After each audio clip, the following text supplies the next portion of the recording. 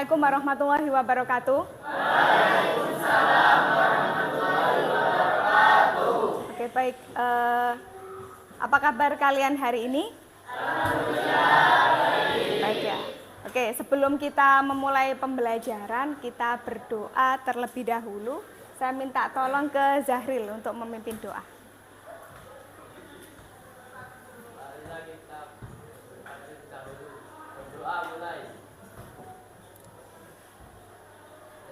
Oke, terima kasih. Siapa yang tidak masuk hari ini?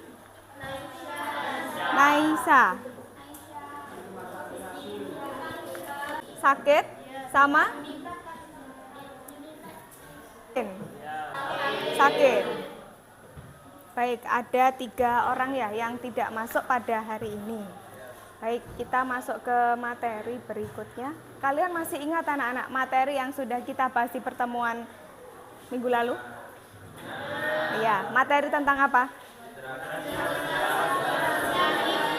Interaksi disosiatif. Oke, apa yang dimaksud dengan interaksi disosiatif? Ada yang bisa mungkin? Oke, interaksi yang mengarah pada perpecahan. Nah, bentuk interaksi disosiatif lagi dibagi menjadi beberapa bentuk. Ada 3. Apa saja?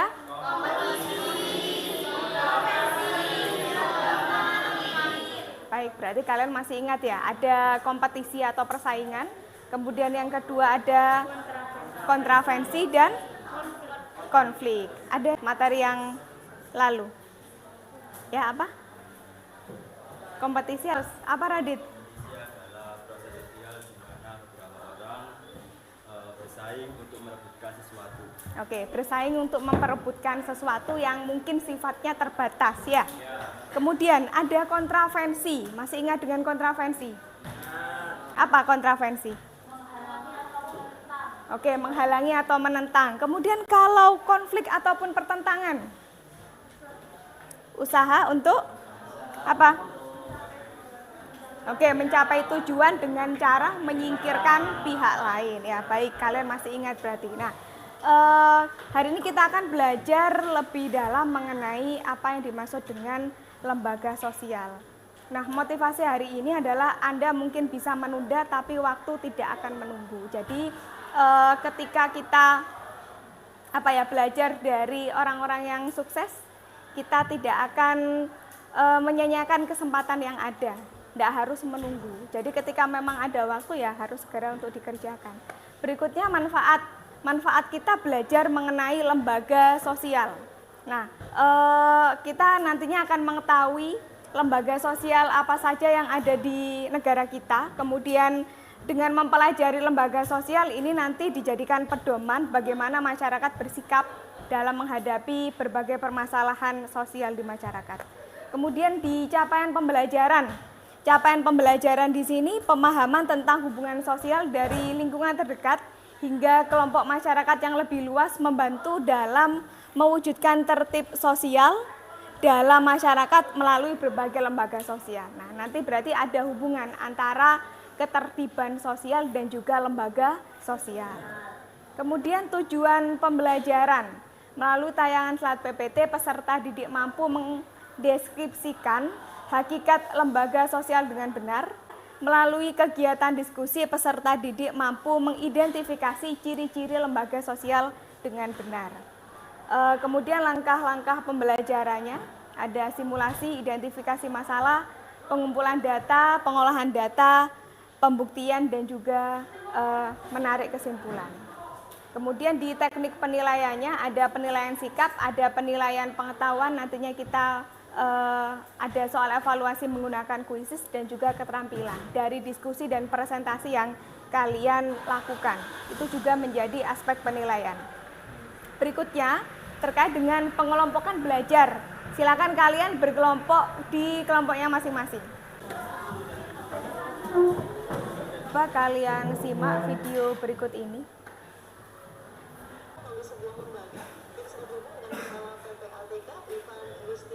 Selamat siang Pak Ivan. Assalamualaikum warahmatullahi wabarakatuh. Ada rekan-rekan lain temuan terbaru seperti apa boleh dibagikan kepada kami Pak Ivan? Ya, mohon maaf, agak putus-putus nih Mbak Lydia. Jadi memang PPAPK terus melakukan proses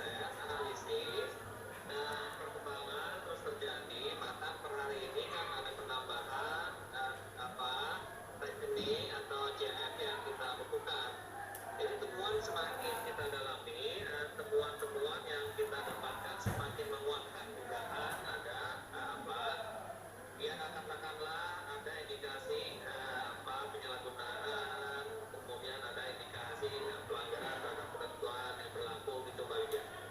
Baik, informasi terakhir yang masuk ke redaksi kami Pak Ivan itu juga terkait anak usaha atau anak perusahaan dari ACT bernama Hydro, lalu ada juga dugaan aliran yang digunakan.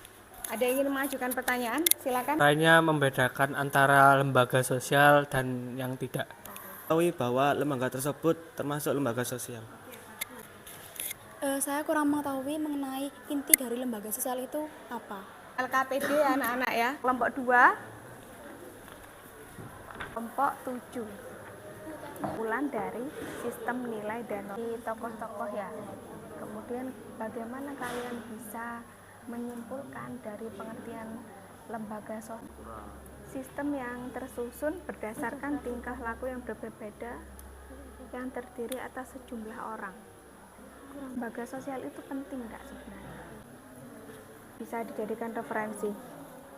Perbedaan antara lembaga sosial atau kaidah yang mengatur pendukungnya dalam rangka mewujudkan kebutuhan masyarakat yang bersifat khusus. Jadi pada dasarnya lembaga sosial itu juga merupakan suatu kebutuhan masyarakat untuk mengatur ya, untuk mengatur. Pada dasarnya kan lembaga sosial itu kan kumpulan sistem nilai dan norma tadi. Berarti di dalamnya itu ada aturan, asosiasi dan juga kelompok. Nah, ini bisa kalian coba untuk bedakan. Kalau ini lembaga sosial, ini namanya asosiasi atau organisasi ya. Kalau asosiasi ini perwujudan dari lembaga sosial yang punya seperangkat aturan. Lembaga sosial adalah sistem untuk mencapai tujuan atau kegiatan yang dianggap penting atau formal oleh masyarakat. Oke, bagus. Betul, benar. Ya, Terima kasih. ya. Ya, itu Oke. Bagian dari lembaga pendidikan bisa masuk ke asosiasinya. Pengikut ataupun peserta kan lembaga pendidikan.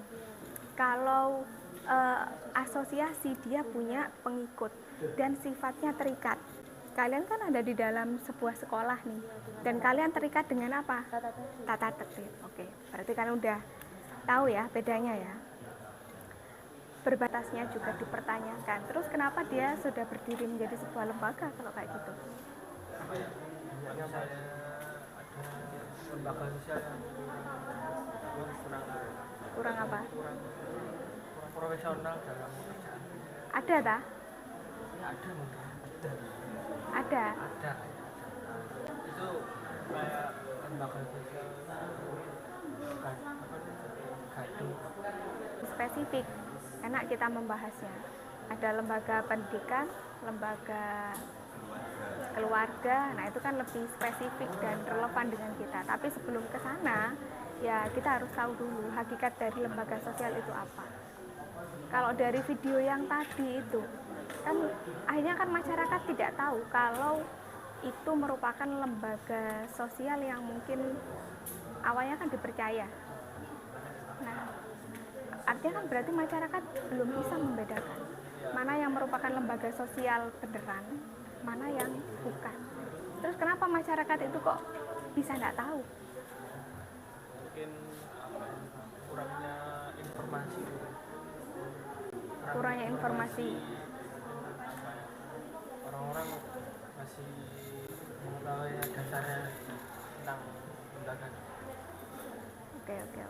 Ya, bisa dilanjutkan ya. Dulu anak-anak kita coba untuk ice breaking.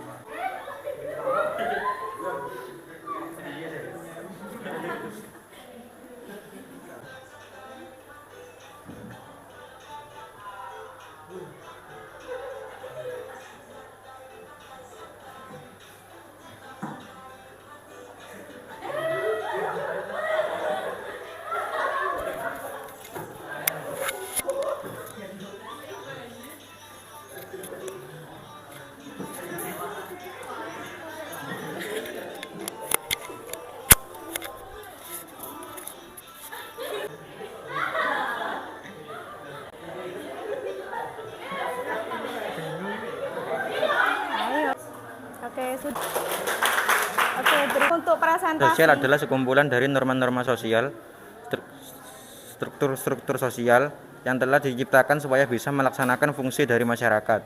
Cara terbentuknya asosiasi.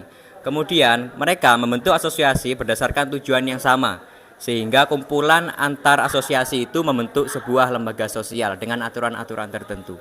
Memiliki sifat kekal yang berlangsung lama. 2. Lembaga sosial memiliki satu atau beberapa tujuan jelas. 3. Lembaga sosial adalah organisasi yang memiliki sistem dan struktur jelas dan relatif kekal atau bertahan hingga lama. Lembaga sosial ini memiliki fungsi untuk mengatur norma-norma yang berjalan di masyarakat. Jadi secara umum seperti itu, untuk mengatur jalannya kehidupan di masyarakat tentunya kita perlu norma-norma. Jadi itulah fungsi lembaga sosial demi berjalannya suatu sirkulasi dalam kehidupan tentunya di masyarakat seperti itu. Terima kasih. Mungkin ada yang mau ditanyakan lagi? Dalam suatu masyarakat itu tidak ada lembaga sosial, maka kan muncul apa, konflik apa gitu. Lembaga sosial. Nah, maka di susunan masyarakat tersebut akan berantakan. Jadi masyarakat tersebut tidak akan memiliki norma-norma. Jadi mereka hidup seenaknya sendiri itu. Apa perbedaan lembaga sosial dan kelompok sosial? Itu adalah sekumpulan individu yang memiliki feedback tertentu, jadi saling ada timbal balik dari setiap individu tersebut. Jadi itu hanya lebih ke perkumpulan saja. Kalau lembaga sosial itu sudah ada aturan-aturan yang mendasari mereka berjalannya organisasi tersebut. Jadi kalau misalkan kita urutkan, itu ada di bawah lembaga, ada kelompok sosial, yaitu hanya sebuah perkumpulan saja. Misal kalian berteman dengan orang lain, itu sudah menjadi kelompok sosial. Contohnya geng motor atau klub-klub motor kayak begitu, atau kelompok belajar, itu sudah menjadi kelompok sosial. Kemudian kelompok sosial ini akan naik lagi ke tahap asosiasi, yaitu sekumpulan individu yang memiliki tujuan sama. Di situ mereka sudah memiliki gagasan-gagasan yang ingin mereka capai untuk tujuan mereka. Nah, kumpulan dari asosiasi ini akan membentuk sebuah lembaga sosial yang lebih terstruktur lagi, seperti itu. Karena lembaga sosial bersifat kekal, tidak mudah berubah dan memiliki daya tahan terhadap perubahan zaman. Artinya, sebuah lembaga sosial tidak akan hilang begitu saja. Hal ini disebabkan karena adanya anggapan bahwa lembaga sosial ini berisi sekumpulan norma yang harus dipertahankan oleh anggota di dalamnya. Dan norma tersebut seperti kehidupan maupun hukuman yang ada dalam suatu keluarga. Dari visi misi yang sama dari sekelompok orang. Jadi lembaga sosial itu terbentuk karena sekumpulan dari beberapa individu itu ingin mendapatkan atau mempunyai tujuan tertentu, visi misi. Contohnya dari lembaga pendidikan ini, contohnya SMA ataupun SMP. Jadi orang-orang yang membentuk pendidikan ini, lembaga pendidikan ini itu mempunyai tujuan yang sama. Contohnya untuk meningkatkan pengetahuan dalam masyarakat. Lembaga sosial tidak menjalankan fungsinya dengan baik atau melakukan penyimpangan. Dan bagaimana cara meminimalisir agar suatu lembaga sosial tidak melakukan penyimpangan. Untuk meminimalisir dari lembaga sosial tersebut, apakah ada penyimpangan dari lembaga sosial tersebut? Pertama harus berorientasi pada tujuan aslinya. Jadi contohnya kayak lembaga sosial amal, itu tujuan aslinya itu memang semua untuk digunakan untuk beramal.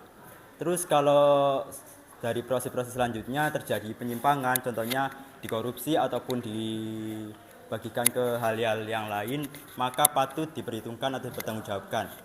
Caranya mungkin dengan kita menindaklanjuti proses ke hukum dari lembaga sosial tersebut untuk menjalankan aturan sebelumnya dan tujuan asli dari lembaga tersebut dibuat. Jadi bukan untuk sewenang-wenang. Supaya tidak terjadi penyimpangan pada lembaga sosial atau cara mengantisipasinya, bisa melakukan penataan atau lembaga sosial ini didaftarkan terlebih dahulu secara resmi, dan sudah pasti kalau resmi kan pastinya sudah pasti baik dan tidak mungkin melakukan penyimpangan, dan tidak resmi lainnya itu bisa dihilangkan atau dicegah oleh institusi seperti pemerintahan untuk menatanya lebih baik. Satu karakteristik dari lembaga sosial itu kan ada aturan tertulis dan tidak tertulis. Kalau aturan tertulis itu biasanya yang harus wajib diikuti oleh seluruh anggota.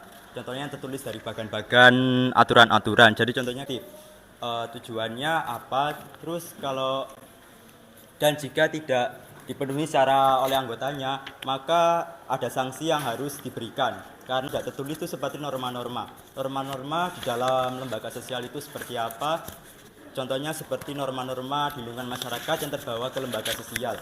Jadi kayak semua lembaga sosial itu berinteraksi dengan masyarakat, maka akan ada norma-norma yang mereka bawa. Seperti norma sopan santun, disiplinan. Lembaga sosial bisa sangat penting, bisa memberikan contoh-contoh yang baik kepada masyarakat. Bahwa berperilaku baik itu seperti ini dan sudah pasti lembaganya itu harus mencontohkan perbuatan-perbuatan baik yang bisa ditiru oleh masyarakat luas. Atau dalam lembaga hukum terdapat simbol seorang wanita memegang neraca atau pedang dengan mata tertutup kain. Yang kedua memiliki tata tertib dan tradisi. Jadi di sini sebenarnya pertanyaan ini ada kaitannya dengan materi sebelumnya, yaitu interaksi sosial. Jadi pertanyaan saya, bagaimana pengaruh interaksi sosial di dalam pembentukan lembaga sosial? Ini apa ya, pengaruh intrasosial. Nah, dalam suatu kelompok individu, nah itu kan adanya apa ya? Pasti kan adanya interaksi. Nah, di situ adanya masyarakat yang saling berinteraksi. Nah, di situ juga membutuhkan adanya lembaga sosial. Lembaga sosial itu memiliki visi misi, ya kan? Tentunya mereka memiliki aturan-aturan tertentu. Saya ada beberapa pertanyaan. Yang pertama itu, apakah mereka memiliki kewenangan penuh terhadap aturan-aturan tersebut? Dan yang kedua, bagaimana kira-kira mereka menurunkan aturan tersebut ke dalam masyarakat? Bagaimana eksekusinya? Terima kasih. Lembaga sosial itu memiliki kewenangan yang tinggi dalam suatu masyarakat. Karena lembaga sosial itu kayak merupakan kayak peraturan, kayak norma. Jadi masyarakat itu harus harus mengikuti aturan lembaga sosial itu. Sudah kalian lakukan dari beberapa kelompok yang tadi mempresentasikan materi mengenai lembaga sosial. Nah, jadi lembaga sosial itu adalah suatu sistem ya, sistem menilai dan juga normakan untuk mengatur aktivitas, dan pada dasarnya lembaga sosial itu menjadi salah satu kebutuhan masyarakat juga. Nah, proses terbentuknya lembaga sosial itu juga melalui proses, ada dua proses. Yang pertama ada proses internalisasi dan juga ada proses pelembagaan. Bagaimana nilai-nilai itu diserap oleh masyarakat yang kemudian nanti terlembagakan dalam sebuah lembaga sosial. Nah, lembaga sosial sendiri itu juga memiliki karakteristik atau ciri-ciri tertentu yang membedakan antara lembaga satu dengan lembaga yang lain. Nah, dari hasil pemaparan tadi, siapa yang bisa memberikan kesimpulan? Kesimpulannya, lembaga sosial adalah wadah dari himpunan norma-norma yang ada dalam masyarakat. Proses terbentuknya lembaga sosial dibagi menjadi dua, yaitu secara tidak terencana. Maksudnya adalah institusi itu lahir secara bertahap dalam kehidupan masyarakat. Biasanya hal ini terjadi ketika masyarakat dihadapkan pada masalah atau hal-hal yang berhubungan dengan kebutuhan hidup yang sangat penting. Kita hidup selalu berhubungan dengan manusia lain.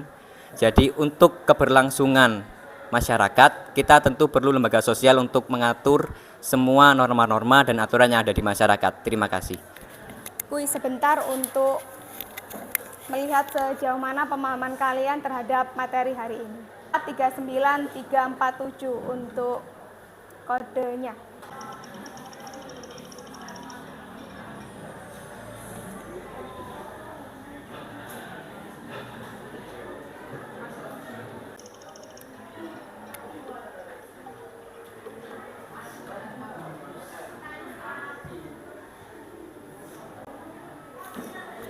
Oke, masih dipimpin oleh Mabrur.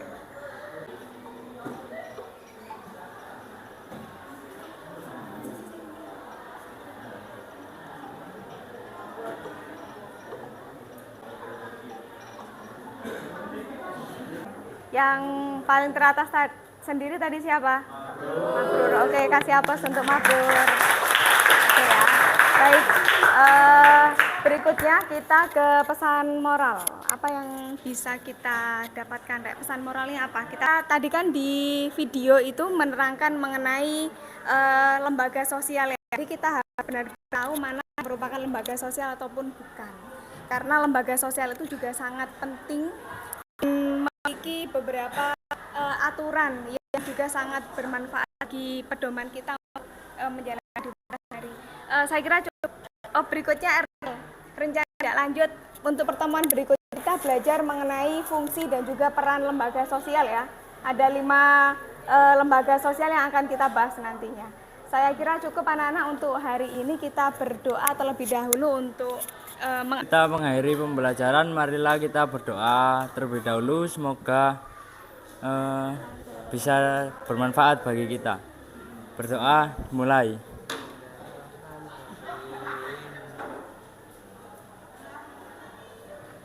Berdoa selesai. Perhatiannya saya akhiri. Wassalamualaikum warahmatullahi wabarakatuh.